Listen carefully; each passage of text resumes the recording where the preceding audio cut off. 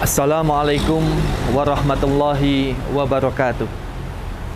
Alhamdulillahilladzi waqafa wassalatu wassalamu ala rasulihil mustafa wal alihi wa sahbihi wa man ihtada wa wal mustaba wal ahli sidqi wal wafa.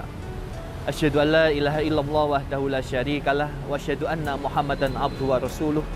Allahumma salli wa sallim wa barik ala sayyidina Muhammadin wa ala alihi wa sahbihi ajmain.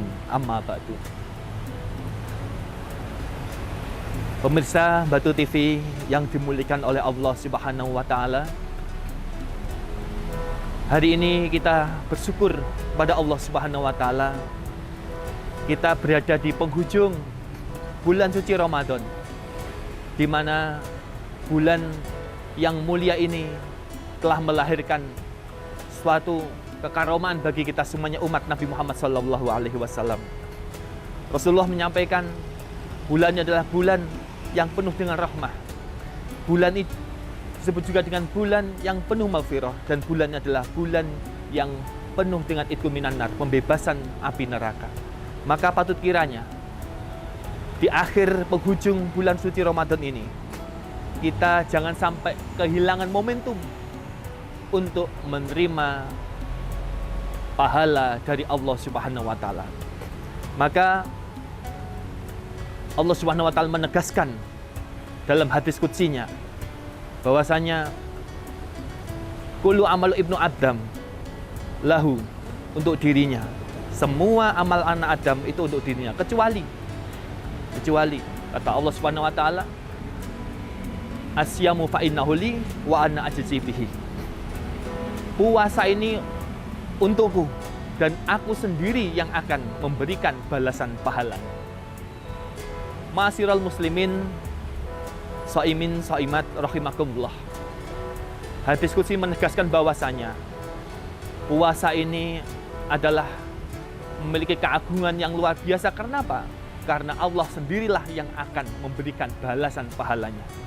Maka ketika Allah yang memberikan balasan pahalanya, maka tidak ada harapan, tidak ada suatu keinginan kita kecuali hanya berharap pada Allah Subhanahu wa taala. Dalam konteks tasawuf tentunya, di dalam momentum akhir Ramadan ini, kita perlu untuk selalu roja, berharap kepada Allah Subhanahu wa taala agar puasa kita diterima oleh Allah Subhanahu wa taala. Dan kita khauf, kita memiliki rasa takut kepada Allah Subhanahu wa taala. Kenapa? Kita takut kalau jangan-jangan puasa yang kita lalui selama ini tidak bisa atau tidak diterima oleh Allah Subhanahu wa taala. Dan inilah suatu kebiasaan para ulama yang ditakutkan oleh para ulama ketika di akhir penghujung bulan suci Ramadan.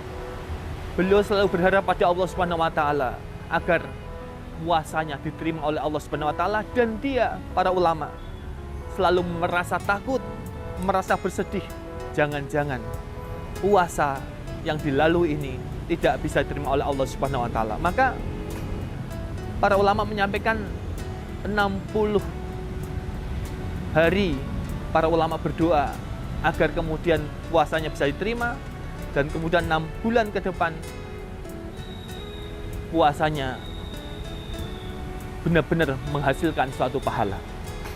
Maka dari itu perlu kiranya kita mengingatkan kembali bahwasanya kita jangan sampai kehilangan momentum di akhir bulan suci Ramadan. Karena disitulah pahala Allah Subhanahu wa taala, rahmat Allah Subhanahu wa taala diturunkan kepada kita semuanya.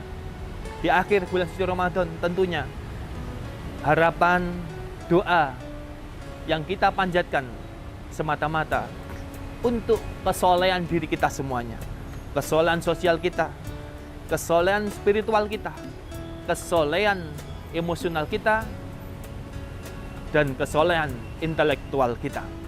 Maka tidak heran kalau para ulama di akhir bulan suci Ramadan ada untaian doa yang sangat populer yang kita sering menyampaikan dan sering kita dengar di mana saja, dengan ucapan, dengan doa, taqabbalallahu minna wa minkum fataqabbal ya karim.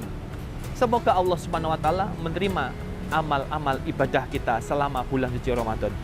Tidak heran doa ini. Kenapa?